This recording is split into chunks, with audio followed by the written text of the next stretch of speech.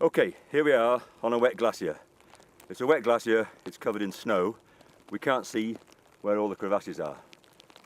So we always travel roped up on a wet glacier which is covered in snow. The ideal number is to have 4 people on a 50-meter rope. 3 is good, 2 is not quite so good, but 1 is not an option. We're going to look at 2 people on a rope because that's often what happens in alpine mountaineering. So what do I need for glacier travel?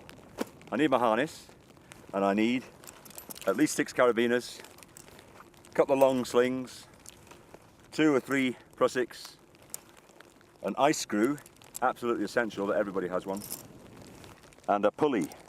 A pulley is the only thing which perhaps we hope we'll never use, but it can make a huge difference if you have to pull somebody out of a crevasse. Makes it a lot easier. The rope we're using is a 50-meter single rope. We could put 4 people on here and that would be really the safest option. Any more than 4 and we're starting to have too small a gap between each person. We are just going to look at having 2 people on the rope today. In terms of distances between people, it's very useful to think in terms of full arm spans rather than meters, which are difficult to measure. So I know that this 50-meter rope measures 30 of my arm spans. 1, 2, 3, 4, and so on. So it's quite useful to measure your own rope and see how many arm spans you use, and then you can do your calculations quite easy. And this isn't just for glacier travel, this is for all your moving together rope technique. So I know that I've got 30 arm spans in a 50-meter rope. 1 coil around my body is slightly shorter than an arm span. So we tie on in the normal way. Each person ties on to the end of the rope as you would for any normal climbing situation.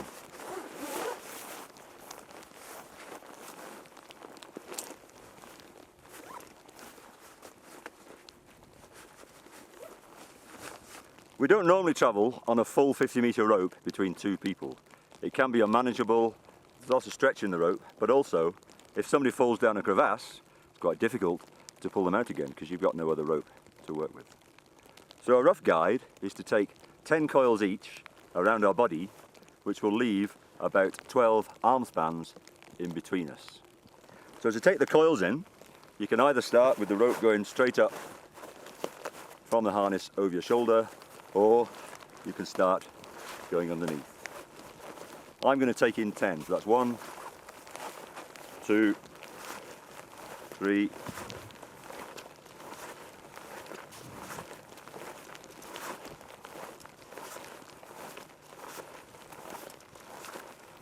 10 coils, so I've got 10 ropes across my shoulder. The length of these coils is quite important. You don't want them too tight and restrictive so that you can't breathe, certainly at altitude, but you don't want them so long and down towards the waist of your harness that they're not going to give you any support as a chest harness if you fall in. So just about rib height. I've now got to lock these off securely, and it's important that I push everything included inside. So I'm pushing the loop of rope through everything right next to my clothing, bringing a loop down, fairly long loop, tying it in an overhand knot around the main rope, but with quite a bit of slack in here. I'm going to clip this into a screw gate carabiner on my rope loop tie-in, not on the central loop there, and screw that up. So this is now secure. It's fairly relaxed here. I can move, I can breathe, I'm not too restricted. But if I did fall, it would all tighten up. Most of my weight would be held on my harness, but my chest coils would stop me from going over backwards. It's important that the loop which you clip into the carabiner is not too long, otherwise too much of your weight will be taken on the chest coils instead of the harness. So this is great if I fall in a crevasse and my partner holds me, I'm going to be the right way up. But it's not so good if my partner falls in and I'm trying to hold him on the surface, because the pull on me is going to come on my chest coils, not on my harness. And what will happen is the top half of my body will get pulled towards the crevasse, and there's a danger that I will get pulled into the same crevasse. The most important thing in glacier travel is if somebody falls down a crevasse, that we hold the fall. All the other rope work is of no use if you've both ended up down the bottom of the crevasse. So we have to have a system which puts the load on the rope onto the harness. And for that we use a prusik.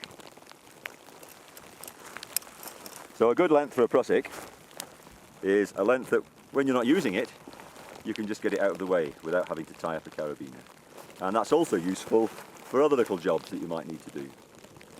For this particular job, I don't want this length, so I'm going to shorten it with a simple overhand knot just to get the length that I want for this job.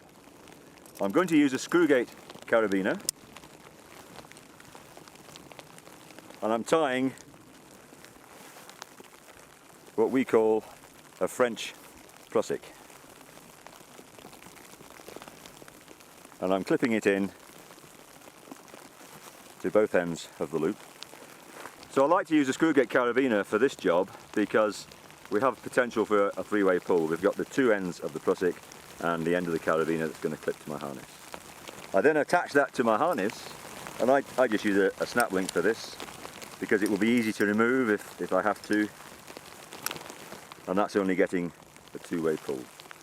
Make sure you've got enough slack in here so that now if the weight comes on the rope, the load comes on your harness, not on your chest. And also by pulling, you're checking that the prusik is gripping properly. So this is good now. If my companion falls in the crevasse, I've got the load low on my waist and I will be able to hold the fall much more effectively. If I fall in a crevasse, it's not quite so good anymore because all my load is on the lower suspension point and I could go upside down. But this is the trade-off. The most important thing is to hold the fall, and we just have to accept the possibility that if you go in, you might turn upside down. But what you can do, if you're able to, having fallen in, is to release the prusik so that it becomes slack, and all the weight then comes onto the chest harness. Most of your weight is on your sit harness, but the chest coils keep you upright. That's another reason why it's good to have two carabiners in here, just to give a bit more distance so that the chest coils can come into play. So, we're set up for glacier travel, now we can get going. There is a concern that you might inadvertently release the prusik with your hand if your partner falls in, and because of this, some people prefer to use a climb heist knot, which is less likely to be released unintentionally. The trade-off is that if you fall into a crevasse, you might not be able to release the climb heist to get support from the chest coils.